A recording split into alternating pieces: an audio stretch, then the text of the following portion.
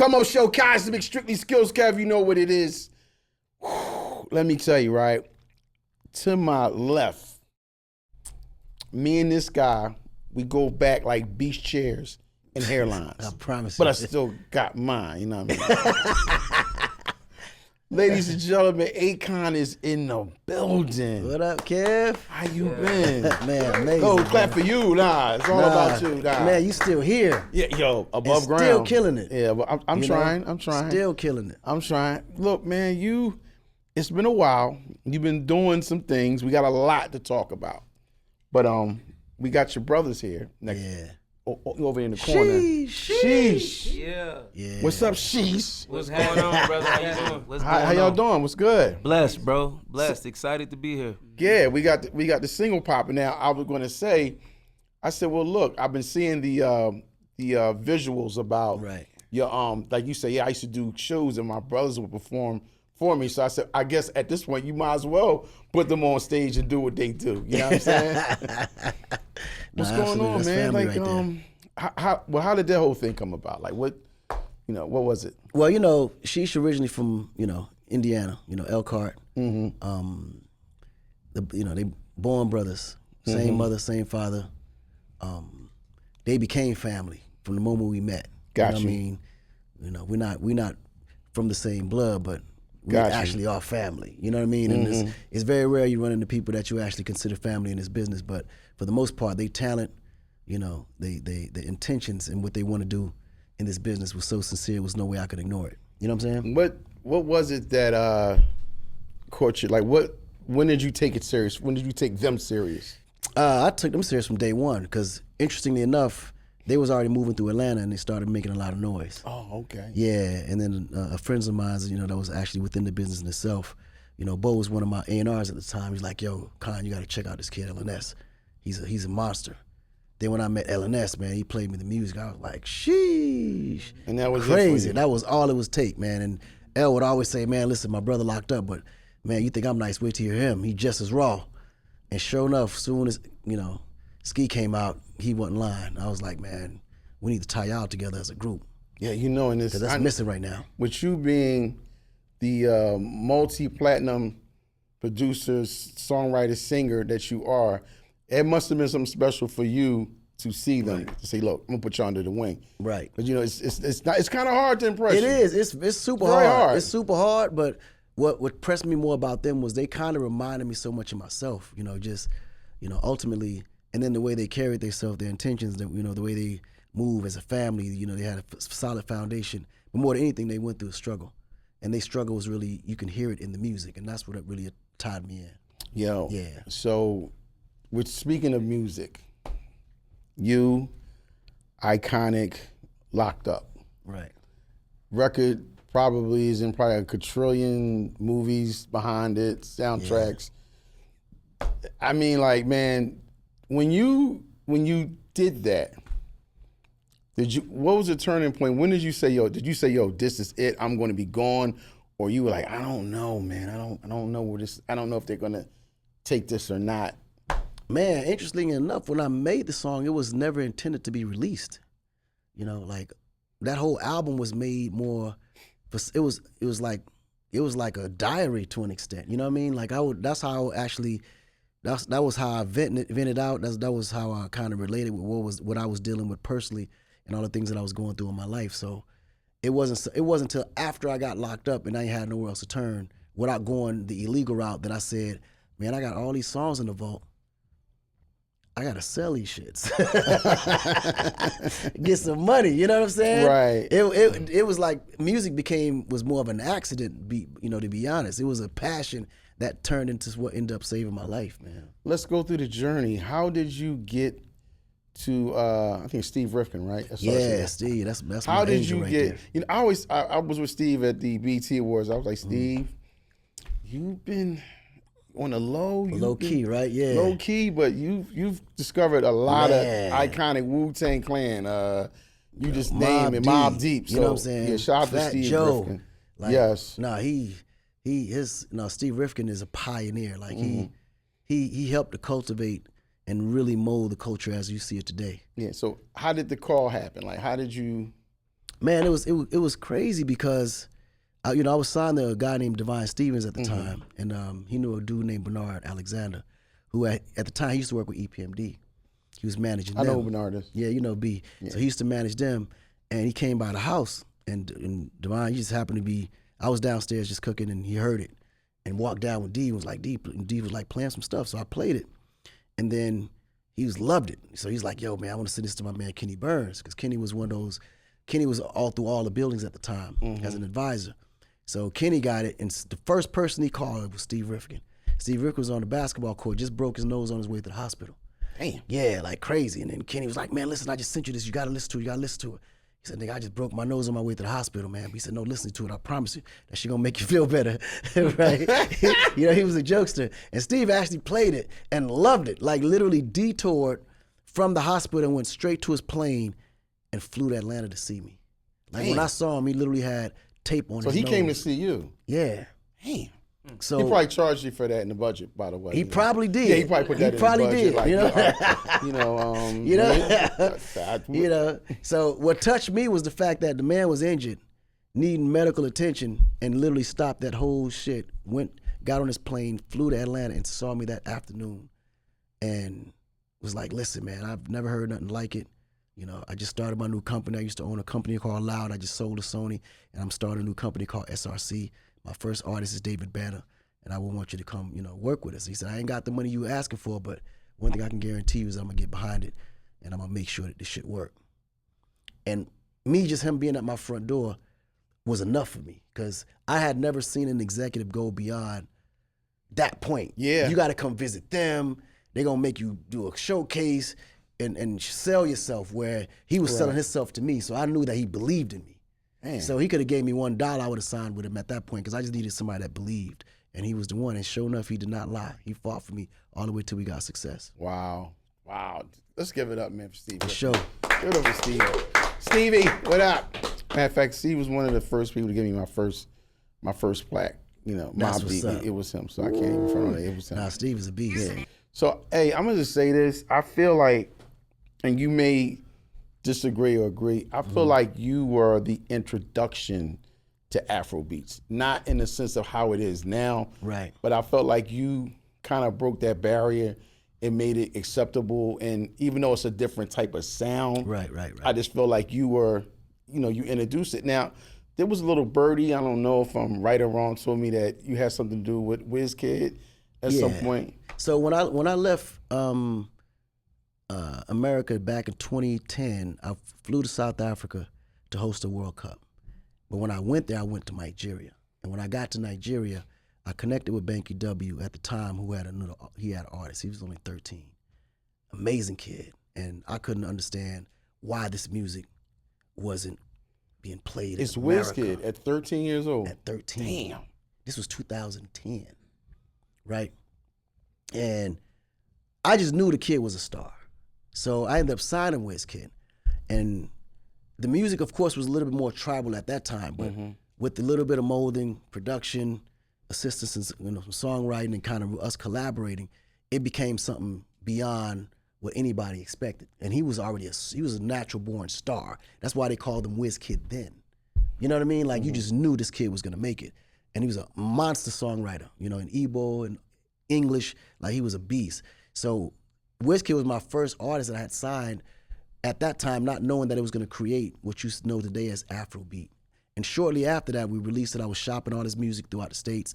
But at the time, the labels didn't know quite what that was. They thought it was reggae music. Right. They couldn't tell the difference between what I could tell the difference. I'm a DJ. You're a DJ, but they had no idea, Right. So it was like, well, reggae is not really popping right now, we're going into some heavy hip hop and gangster rap is what it really is going on. And so they didn't really understand it. So we went back developing it. And then the UK became the market where I started to put more focus on. Okay. And Wiz ended up killing the UK. And that's when I turned around and signed these two twin brothers called P Square. And we put out a record called Chop My Money. And that became one of the biggest Afrobeat records of that time at that time. So while the Twins was doing their thing with that #1 hit record internationally, WizKid was growing to become this mega star as he became what he is today, man. That just opened the doors for us to sign more opportunities on the Afrobeat side and just kind of help push it forward to where it can work outside of Africa, starting in the UK and Europe. Then America took it. At that moment, it was no turning back. That was a wrap. Yep, 100%. A lot of money being made in that. Man, so much. A lot of money. Like so much. Speaking of money, crazy. Speaking of money, we've probably, not counting your bank account, that's none of my business, but we know that you've made a lot of money in your business, and you know what you've done. Right. Have you ever felt that you purchased something that was the dumbest thing? Like, I should have never bought it, whether it's a car, whether it's clothing. Have you ever felt that way? Like, well, if you know. I have. At the time when I bought it, I knew it was perfect. It was the right thing to do. I needed to do it, not only for my own morale, but just I had to show myself that I was growing, and I was that nigga. You know. See, it was the we amount. Get caught up in that. It was the amount of money I spent for it that later made me feel like shit. My first convict chain I spent almost $100,000 on it. And I wanted to talk to you about that, but keep going. Right. We're going somewhere. It was the first chain. Mm-hmm. It was platinum and gold. Like, it was super long, super big. And I was like, I'm gonna shit on everybody. But as success started to go, as success started to move, one day I came and nobody saw that chain no more. And they was like, man, what happened to the chain? You used to always wear it all the time. Let me tell you what happened. What happened? So as I started to become super successful, I start traveling, start seeing things, meeting people, engaging in different cultures. And I always had this inner thing of me that I just needed to help and be something bigger than what I am as an artist. And I was traveling through Africa, and I went to Sierra Leone. And when I was in Sierra Leone, they took me to a certain level of poverty that I had never witnessed before, and went to this certain village. And as I'm walking through the village, I'm seeing like all the pain, the suffering, obviously, because they had wars. I was just coming from a civil war. You had kids with one leg, none with arms, like handicapped from just limbs missing from machetes being chopped. Like, some couldn't even feed themselves for the next day. Damn. And I'm walking through this village with a $100,000 chain on. Wow. I'm feeling proud as hell till I got to that village. And I'm seeing all this, and I'm like, damn, this chain can feed literally all these people here for the next 6 months. And I'm walking around it proud like I should be. I feel like shit. So let me ask you, serves me right. I've heard in where you just say, I want to make the word up. I've heard that there's a lot of gold and platinum produced out of there. It is. So I guess with you wearing the chain, right, and all of that mistress gold, all of that thing that go on, it's like you felt like real weird. Like, what am I doing? Why am I doing this? Why? Well, you got a kid that lost his arm due to that. So I get it. Yeah, it makes sense. It was all of that, you know. And then I'm like, I'm up here bragging and boasting about what I got, how much money I spent on it, and you got these people right here don't have nothing, suffering, starving, and this could actually make their lives better, right? So literally, when I got back, the first thing I did was auction that thing off for charity, and I took all that money and started my foundation, and that's how the foundation actually even started. Okay. And it was started with actually starting to build electricity through solar for all the villages that didn't have light. Gotcha. You know what I'm saying? So yeah, it was a transition. Speaking of change, so you come from an era Right. that back then you would wear a chain, it would be legit, it would be real. Right. Seems like nowadays the new rappers now, I would say 50-60% of them, they wear fake jewelry. Right. Is it now? Would you would have done that? Because a lot of, before you answer, a lot of dudes feel like they do that in case if they get robbed. Like, I'm pretty sure the chain is real, but like you look over there, he's got a nice piece on. Most of the time, most of these guys, they chains be fake. Right. Because they don't want to get in. What's your feeling on that, wearing a fake chain? I think today it's very dangerous to spend high-end dollars on platinum and VVS diamonds. You know what I'm saying? Like, it's super high. The beautiful part about technology today is they got lab diamonds that give you the same effect of anything else, right? They got white gold instead of platinum that give you the same effect of anything else. And gold itself is it's something that you can actually use as a token to be able to trade in later. If all goes well and you ain't got no money, then you can take it to the pawn shop or you can trade it back in for equal of value. Mm-hmm. But to go beyond that, I think it'd be dumb. You know what I mean? Like it's an ornament to represent who you with, the company you with, what you holding. Like now, if you're gonna spend real money on anything, it need to either be a watch, a house. Thank you. Right? I wouldn't even put crazy dollars on a car. I would lease the car. You understand what I'm saying? Yeah, because you're used as a write-off, a tax right. write-off. You know, it's a tax write-off. It all come back at the end of the day. And really put money into something that's gonna bring you money back. You know what I mean? Like the most I would suggest anybody spend on a chain, I wouldn't spend past $25,000 on a chain. I wouldn't go past that. Because if you go back to cash it back in, you're not gonna get more than that back. You can max that hedge back at least about 25 grand, but I wouldn't spend past that, especially if you're an up and coming artist trying to come up or try to make it. It's not necessary. Your talent will put you to the point where you can really show off who you really are, and they're gonna respect you more than they actually respect the chain on your neck. You know what I mean? And that's up and coming starting companies. Well, us, we're seasoned.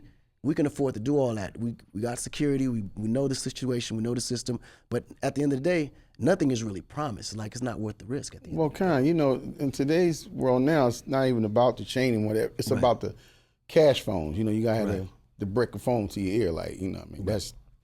That solidifies the rapper now. Right. The chain is kind of like, secondary. Like, all right, that's right. That's secondary. Because honestly, man, when you see all these artists today, they just really following the culture that we built. It's like everybody feel like they have to look the part. Mm-hmm. You know what I mean? So you got artists that really can't afford that will try to do it, go, put on the Fugazi. At the end of the day, they get embarrassed. Now you sit back 5-6 years behind because you got to overcome that embarrassment, right? It's not really worth it at the end of the day. If you can't afford a real one, just leave it alone. Once again, Sheesh is in the building. They here. I don't think they know where they're at. They don't know, but we're going to get to them. We're going to get to them. So I'm gonna dig a little bit, and I'm gonna probably have you laughing. So I heard, right, back in the day. Right. Now, first things first. What I'm asking you is, this is before whatever situation is now. Right. So I heard back in the day, you guys, and you'll know what I'm talking about. Heard you was on promo tour. Right. Right. Now you go from city to city, making stops. So I heard you guys were in, I think it was it Germany? I think it was either London or Germany. Right. You know how it is on the tour. Everybody's trying to score. Right. So I heard at this point, nobody scored. Everybody's sitting there like, damn, ain't nobody getting no chicks. Right. So I heard a particular person, and you're gonna know what I'm talking about. I ain't gonna say their name. A particular person, they got a chick. They brought him in a room. They brought him in their room. Mm-hmm. They was the only person on the tour that had the chick. Right. I heard you banged on the door because he was about to score. He opened the door. They said you threw him out and shut the door and locked it behind him. It happened, yeah. It happened?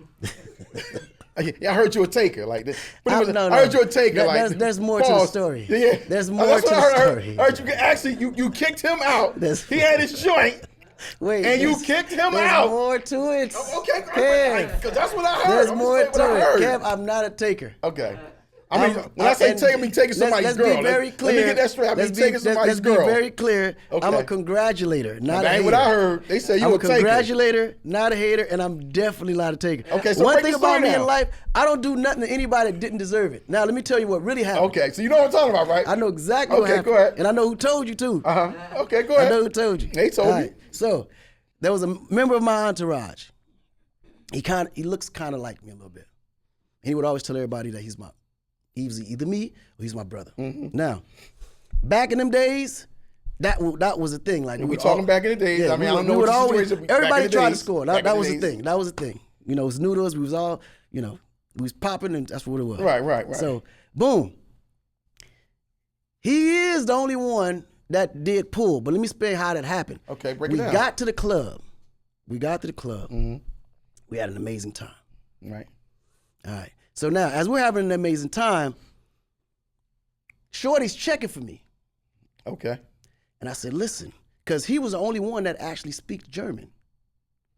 Okay. We ain't speak German. So he was cheating, pretty much. He spoke German. I said, yo. He had one up on you because he could speak German. Yeah, because he speak German. I said, yo, tell Shorty, you know what I'm saying? I want to, get with that. Right. You want, give him my number. Right. He said, all right, cool. So he apparently liked her too. So he went and spoke German to her, and he bagged her. And he came back to me. No, he didn't bag. I heard he didn't bag. No, I'm giving you the story. They said you stopped. But I'm telling you the truth. I'm just saying what was I'm told telling to you me. what happened. All right. Because there's his story, okay, my story, and then there's the truth. Okay, all right. And you're going to get the truth in the mix of we both need the stories. truth. We need the truth. Period. So now, we need it. Right. So Goon, he comes back and said, yeah, she ain't really feeling you, man. You know what I'm saying? Like, but she feeling me. I said, all right, we're cool. Shit, that's cool. We're good. So now we all partying. You should have told little dark skinned niggas is back, nigga. What you talking about? We back in. Well, I ain't dark, but you know. Right. In Germany, they love I hate you. I hate niggas like Germany. you and Wesley Snipes at They one love time. us in I was Germany. hating y'all niggas at one time. Good. I was hating y'all niggas like, damn, y'all niggas, damn, y'all taking all the bitches. For years, you helped me show all the bitches. Fuck all y'all niggas. Y'all used to get all like of them. We was out of it. I'm like, yo, what the fuck, man? Damn. But go ahead. Right. Go ahead. All that, right? So now, at this point, something ain't quite right. Right. Because she's in the section, she's chilling with us, but she keep looking at me. And I'm like, you said she ain't really feeling me, but she owned me the whole time. Mm-hmm. She owned me the whole time. So now we're all about to leave. The night is over, she's tipsy. He the only one, so we trying to be respectful. Okay. As we're leaving, we're walking towards the car. She's grabbing me like, come on. Damn. So now at this point, I know this nigga ain't tell her what I asked her to tell her, because I know him. He a shiesty ass nigga when it come to hoes. Okay. Right? So now, I'm seeing that, okay, cool.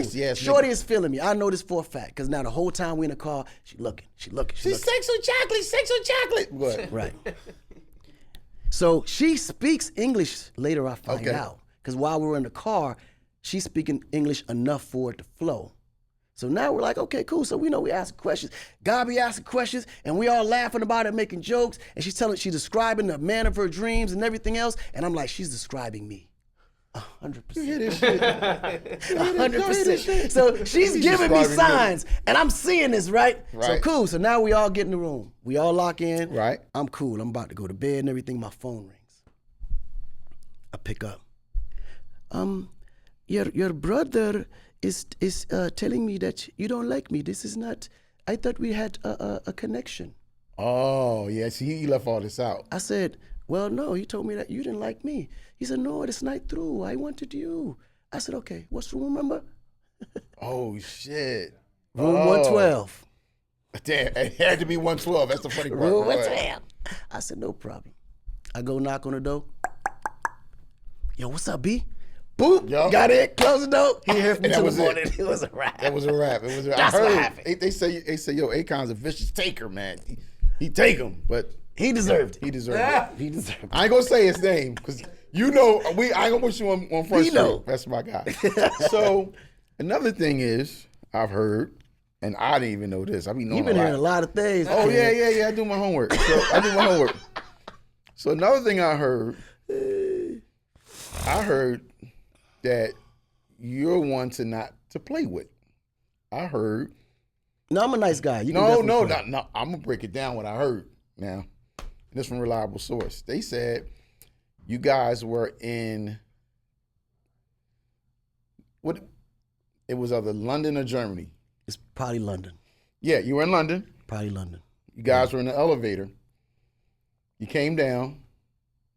You came out the elevator. It was you and a couple of your guys. It was like 15 guys or 12 guys. And they felt like you was trying to take, you were trying to take their chicks. Oh my God. Hold on, wait, let me finish. I heard they tried to rush you. They said you took them niggas down. You fucked them niggas up. They said, I didn't know you was a professional kickboxer. You a professional kickboxer?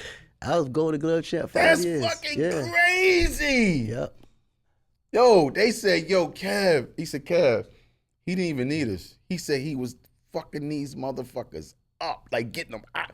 They said he tried to rush you, but see, I thought you was a wholesome guy. I am. I thought you were wholesome. But I am. But did he tell you that homie came at me with a knife? No, he didn't tell me that. Yeah, because in London, that's what they do. They come with knives. Oh, okay. And honestly, I didn't even know why I was even being rushed. I had no idea. I thought he was trying to rob me. Because they said you a taker. They said you know what I mean? They said, you better not bring your motherfucking girl around that motherfucking shit. They like, no one you better do it. That's horrible, bro. That's horrible. No, he didn't say like you were trying to take somebody's girl, but they were getting mad that the girls was like all over you, whatever. I mean, dark skin was in style at that time. Yeah, I know, but you keep bringing this shit up. Fuck that. I hate y'all niggas. I hate y'all niggas. Nah, but I didn't know that you was a professional kickboxer, man. I you kept that on the hush. I mean, how long was you doing it? Oh man. All while I was in Jersey, that's what I was doing. Really? Yeah. Yep. So you was giving out whip ass for free? I mean, I was training properly. I thought possibly that I was gonna make it a real thing. You know what I'm saying? And I noticed I never really seen you with security that much, so there must be something. Nah, I don't never that. have security. Yeah. I feel like I be securing them niggas. Apparently. You know. Listen, Hookmaster, yourself, how much was those features going for back then? Oh man. What was you getting? Like, give us the real number. I want to know the real number. Well, back then I was going for 50,000 a chorus. God damn. Yep. And then 100,000 a beat. So if you got a song from me, 100,000 beat, and then 50,000 for the chorus. I'm in the wrong business. And then Divine hit you with another 50,000 for me to be in the video. So it was like 200,000 a song. But what about the clearance?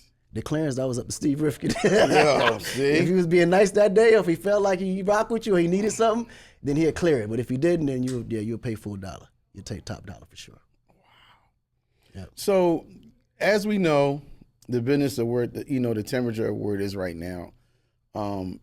Is independent the way to go, or do you still say, look, you're not opposed to people going to a major, even though it's like probably 2 majors or a major and a half left. Right. But what's your take on that? I think today, in the temperature where the music business is, it depends on who you are. Like if you're already a seasoned artist that's been through the major system, that's already built the fan base, that know the business, and you're clear of your contract, I would go independent, but still, partner with the majors for distribution, because you're still a global brand, and you still gonna need that machine outside of America and globally to still keep you a certain way, because the majors have still power outside of America. Mm-hmm. America's a little bit different because now everybody has access to distribution.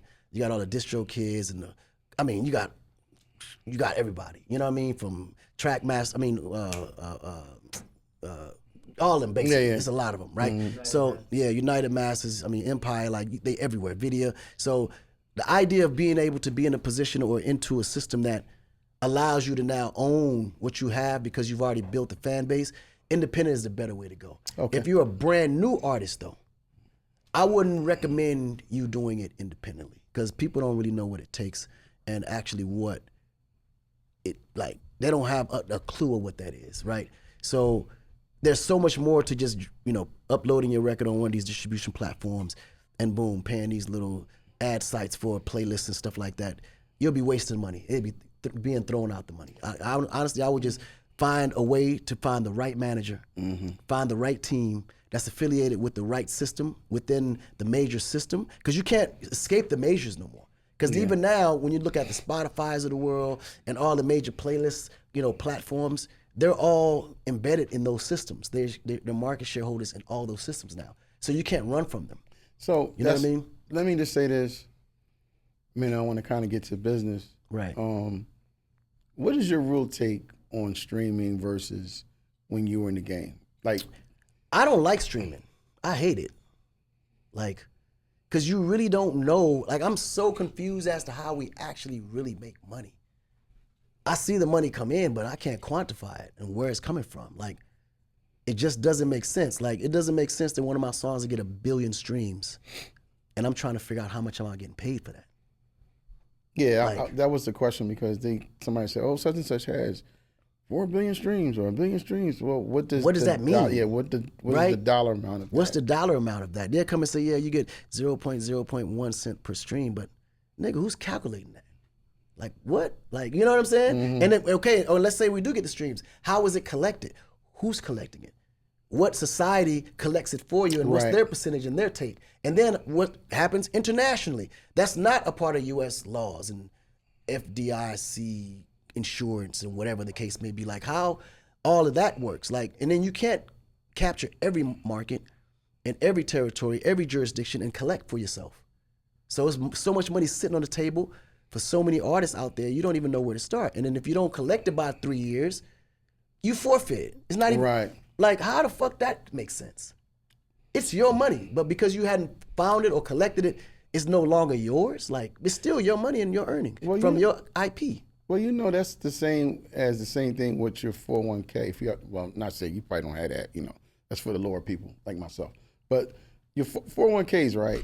If it's your money, but if you say, look, I want to take out $10,000, they charge you for taking but it's my money. You know what I mean? It's kind of like the same thing. Like, it's like, well, it's you don't know, and I don't know, man. It's got to be a better way, but I don't. It has to be, and hopefully there will be a system that allows, you know, us to get a better grip on how it actually makes money and how it can be properly shared. Because I know clearly there's a lot of numbers being hidden from us that we couldn't get access to even if we wanted to.